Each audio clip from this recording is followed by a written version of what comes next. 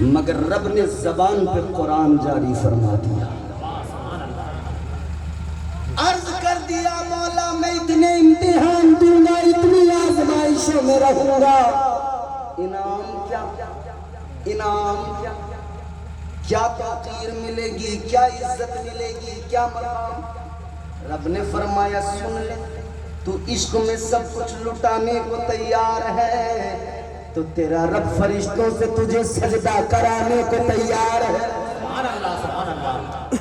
تو عشق میں سب کچھ قربان کرنے کو تیار ہے، تیرا رب قرآن میں تیرا اعلان کرنے کو، تیری عزتیں بڑھانے کو تیار ہے. تو اللہ نے اسی لیے فرمایا اے میرے محبوب کے غلاموں، تمہارے دلوں میں محبت ہے، اسی لیے تمہارے رب نے تمہیں بہترین بنایا ہے. سبحان اللہ سبحان اللہ سبحان اللہ. اتنا بہترین کون ہو سکتا ہے؟ واہ. آپ کسی کی خوبصورتی اس کا رنگ دیکھ کر محسوس نہ کیا کریں. اگر خوبصورتی رنگ کا نام ہوتا تو ایمانداری سے بتاؤ حضرت بلال حبشی کا رنگ کالا تھا. اگر خوبصورتی کلر کا نام ہوتا تو حضرت بلال کی تمنا جنت کی حوریں کبھی نہ کرتی. واہ سبحان اللہ. پتہ لگ گیا خوبصورت وہ نہیں جس کا رنگ اجلا ہے، خوبصورت تو وہ ہے جس کا دل، جس کا من اجلا ہے.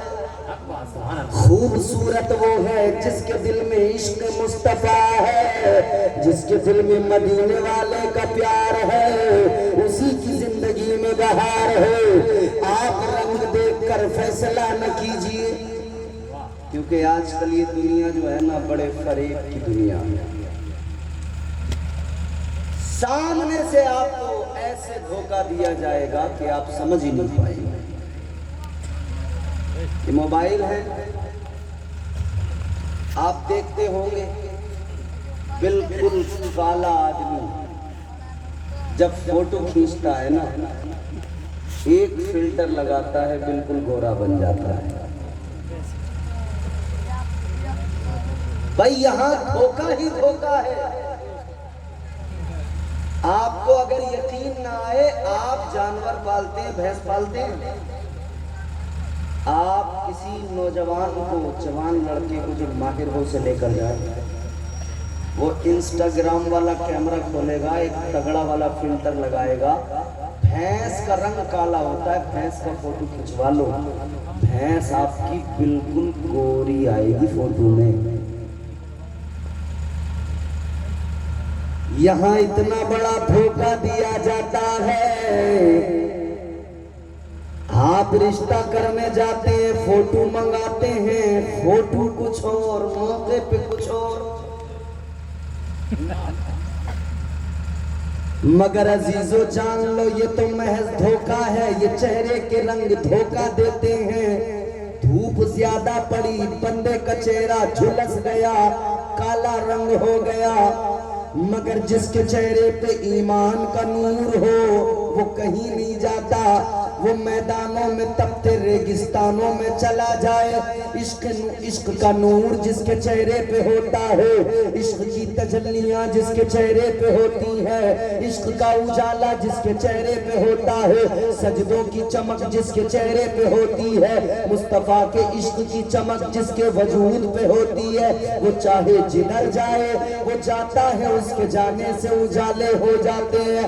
وہ جدھر جاتا ہے ادھر کا ماحول چمکدار ہو جاتا ہے، ادھر خوشبوئیں بکھر جاتی ہیں. تو یاد رکھنا چہرے کے رنگ نہ دیکھا کرو، دل کی کیفیت دیکھا کرو، کیونکہ میرا پروردگار دل کی کیفیت دیکھتا ہے، دل کے حال کو دیکھتا ہے، کس کے دل کے اندر کیا ہے، کس کے دل میں نفرت ہے، کس کے دل میں محبت ہے.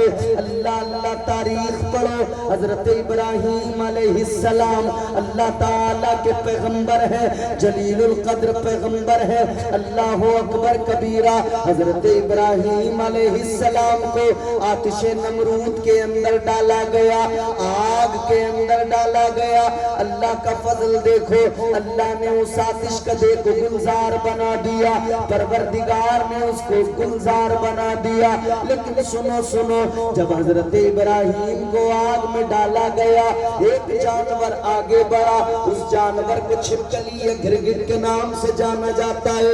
وہ جانور آگے بڑھا اور جا کر پھونک مارنے لگا.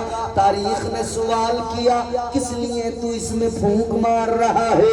اس جانور نے جواب دیا, اس لیے پھونک مارتا ہوں آگ زیادہ بھڑک جائے. آگ بھڑکے گی, پیغمبر خدا جلدی جل کر خاک ہو جائے گا معاذ اللہ. اللہ تعالیٰ نے دل کی کیفیت کو دیکھا, دل کے اندر نفرت ہے. پروردگار عالم نے فیصلہ فرما دیا, قیامت تک کے لیے چھپکلی کو مارنا جائز کر دیا گیا. اور ایک ضرب میں بندہ مار دے, اللہ تعالیٰ 10 نیکیاں بھی عطا فرماتا ہے. یہ اسلام کا کانسیپٹ ہے پیارے. اللہ نے دل کی کیفیت کو دیکھا, پیغمبر خدا کے لیے دل میں نفرت ہے, جلد جلانے کا منصوبہ ہے. اللہ نے اس کو یہ صلہ دیا, یہ نتیجہ نکلا, قیامت تک کے لیے اسے مارنا جائز کر دیا گیا. لیکن عزیزوں, ایک اور جانور ہے جس کو مینڈک کہا جاتا ہے.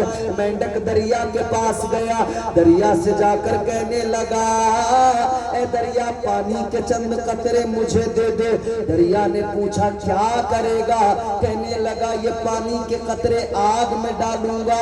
کہا کس لیے؟ کہا اس لیے کہ آگ بجھ جائے.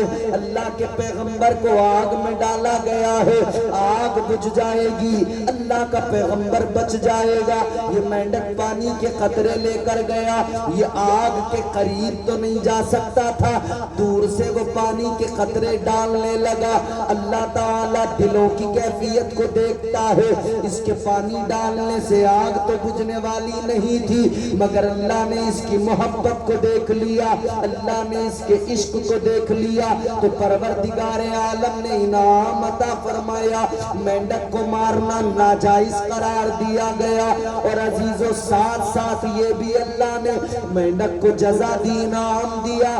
اگر کسی کو سانپ کاٹ لے, کتنا بھی زہریلا سانپ کاٹے, ڈاکٹر کہتا رہے نہیں بچے گا, حکیم کہتا رہے نہیں بچے گا, طبیب کہتا رہے نہیں بچے گا, لیکن مینڈک کے منہ کے اندر ایک زہر مورا ہوا کرتا ہے. جہاں سانپ نے کاٹا ہے اس زہر مورا لگا کر آپ اس کو اس جگہ پر لگا دو, خدا کی قسم وہ مرنے والا آدمی بچ جائے گا, زہر سارا نکل جائے گا.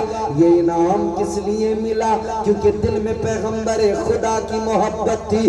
اے لوگوں غور سے سن لو, جب جانور کے دل میں آقا کا پیار آ جائے, آقا کی محبت آ جائے, بلکہ میرے مصطفیٰ کی بات تو چھوڑو, حضرت ابراہیم کی محبت مینڈک کے دل میں آئے, اللہ اسے انعام عطا کرتا ہے. تو میرے آقا تو پھر ابراہیم علیہ السلام کے بھی امام ہے, تو پھر آقا کا پیار جس دل میں آ جائے, اللہ تعالیٰ اسے کتنے انعام عطا فرمائے گا. اللہ اسے کتنا نوازے. تاریخ کے صفحات گواہی دے رہے ہیں, خدا کی قسم احد کا میدان تھا, احد کا میدان. جب کفار نے, میرے آقا نے چند صحابہ کو ایک پہاڑی پہ کھڑا کیا تھا, فرمایا تھا یہاں سے مت ہٹے, یہاں سے پیچھے ہٹے گڑبڑ ہو جائے گی. میرے مصطفیٰ کریم نے اعلان فرمایا تھا یہاں سے پیچھے نہ ہٹنا, یہاں سے پیچھے نہ جانا. مگر کیا ہوا؟ کامیاب ہو گئے, فتح مل گئی, تو سوچا چلو اب تو جیت گئے, مال غنیمت حاصل کر لیا جائے. نیچے اتر آئے, نیچے اترے تو کیا ہوا؟ ادھر خالد بن ولید جب تک ایمان نہیں لائے تھے, انہوں نے کافروں کی ایک ٹکڑی کو لیا اور گھوم کر اسی جگہ پہ آئے, اور اس جگہ سے جب آ کر حملہ کیا, جیتی ہوئی جنگ تھی, مگر حالت یہ ہو گئی اب جان بچانا مشکل ہو رہا تھا، اب قدم اکھڑ گئے، اب مسلمان ڈر سے گئے اور پیچھے ہٹنے لگے۔ وہیں کسی نے ایک افواہ اڑا دی کہ پیغمبر خدا معاذ اللہ شہید ہو گئے۔ اتنا سنا نا تو حوصلے ٹوٹ گئے مسلمانوں کے، جذبات سرد پڑ گئے مسلمانوں کے، مسلمانوں کے پیر جیسے اکھڑنے لگے۔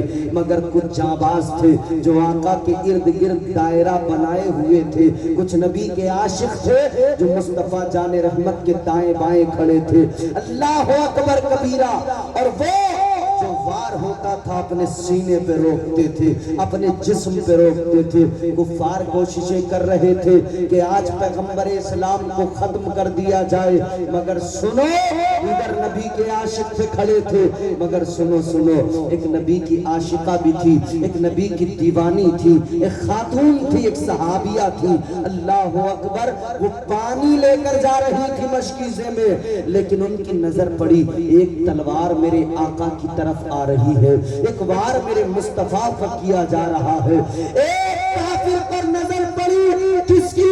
ایک نبی کی صحابیہ ہے، ایک خاتون ہے، ایک عورت ہے۔ جب نظر پڑتی ہے یہ تلوار تو میرے آقا کی طرف آ رہی ہے، یہ تلوار تو نبیوں کے امام کی طرف آ رہی ہے۔ اللہ اکبر کبیرہ، عشق چاک گیا، غیرت چاک گئی۔ میرے آقا پہ حملہ میرے رہتے ہوئے، میرے مصطفیٰ پہ حملہ میرے زندہ رہتے ہوئے۔ اس صحابیہ نے پانی کے مشکیزے کو پھینکا، اب سوچنے لگی اگر تلوار لے کر آگے بڑھوں اور میں اس وار کو روکنا چاہوں، روک نہیں پاؤں گی، ایک مرد وار کر رہا ہے، میں پھر بھی عورت ٹھہری، آخرکار اس وار کو روک نہیں پاؤں گی۔ تو سوچا کیا ہوا اگر تلوار سے وار نہیں روک پائی تو کیا ہوا؟ یہ جسم کس لیے بنا ہے؟ اللہ نے زندگی کس لیے دی ہے؟ یہ میرا جسم کس لیے ہے؟ اگر آقا کی حفاظت کے لیے مجھے اپنی جان کا نذرانہ دینا پڑا تو مجھے اس سے پیچھے نہیں ہٹنا ہے، آگے بڑھ گئی کہ کم از کم میرا جسم ہی اس وار کو روک لے گا۔ جیسے ہی آگے بڑھی، وہ سامنے سے جو تلوار آ رہی تھی، اللہ اللہ، اس صحابیہ کے بازو پہ لگ گئی۔ اللہ اکبر، بازو کٹ گیا، اس نبی کی صحابیہ کا بازو کٹا ہے، زمین پہ گرا ہے۔ اللہ اکبر، خون تو بہا ہے لیکن آنکھ میں آنسو نہیں ہے، خون تو بہا ہے لیکن چہرے پہ تبسم ہے، خون تو بہا ہے لیکن چہرے پہ مسکراہٹ ہے۔ کسی نے پوچھا تھا تیرا بازو کٹ گیا، خون بہ رہا ہے، تجھے رونا چاہیے، تکلیف سے، درد سے ہر انسان کڑاہنے لگتا ہے، تکلیف میں ہر انسان رونے لگتا ہے۔ آخر تیری آنکھ میں آنسو کس لیے نہیں؟ آخر تیری آنکھ بھیگتی کس لیے نہیں؟ اس عاشقہ نے کہا تھا سن، یہ بازو جو میرا کٹا ہے یہ میرے آقا کی حفاظت میں کٹا ہے۔ یاد رکھنا، ہم غلام مصطفیٰ ہیں، آج بھی دیوانے کہتے ہیں غلامان محمد جان دینے سے نہیں ڈرتے، یہ سر کٹ جائے یا رہ جائے کچھ پرواہ نہیں کرتے، کی محمد سے وفا، تو نے تو ہم تیرے ہیں، یہ جہاں چیز ہے کیا، لوہو قلم تیرے ہے، کہتی ہے وہ دیوانی۔ اگر بازو کٹ گیا تو کیا ہوا؟ مدینے کے تاجدار تو سلامت ہے، میرے آقا تو سلامت ہے، امام الانبیاء تو سلامت ہے، ایک بازو تو کیا، اگر اللہ تعالیٰ مجھے 1000 بازو بھی عطا کرے اور نبی کی حفاظت کی بات آئے تو میں 1000 مرتبہ اپنے بازو کٹانے کو تیار ہوں۔ نعرہ تکبیر، نعرہ تکبیر، نعرہ رسالت، نعرہ رسالت، مسلکی اعلیٰ حضرت، مسلکی اعلیٰ حضرت مولانا امتیاز برکاتی صاحب سنبھلی، علماء اہل سنت، نعرہ تکبیر۔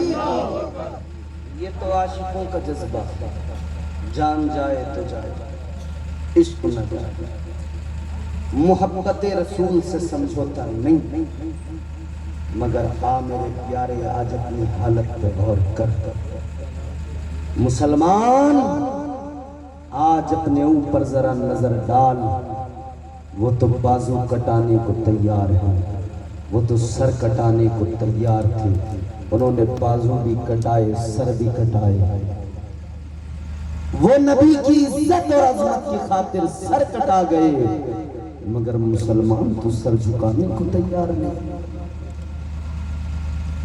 انہوں نے سر کٹا دیے تو سر جھکانے کو تیار نہیں۔ انہوں نے نبی کی حفاظت میں بازو کٹا دیے تو شریعت کی حفاظت میں بازو اٹھانے کو تیار نہیں۔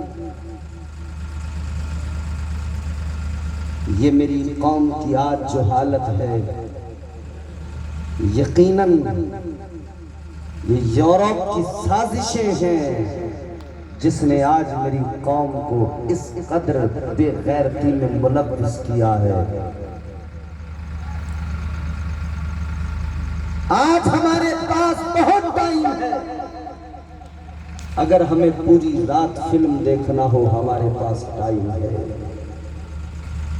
3 گھنٹے 4 گھنٹے کا پورا ایک ایپیسوڈ، پوری ایک مووی ہمارا نوجوان، ہمارا مسلمان برابر ٹکٹکی باندھ کے آنکھوں سے دیکھتا رہتا ہے۔ کس لیے؟ کہتا ہے مجھے مزہ آتا ہے، مجھے سکون ملتا ہے۔ مگر یاد رکھنا میرے عزیزو، یہ اپنی اپنی قسمت کا معاملہ ہے، یہ مقدر کا معاملہ ہے۔ صوفیہ فرماتے ہیں یہ اپنا اپنا مقدر ہے، کسی کو بستر پہ لیٹ کر آرام ملتا ہے، کسی کو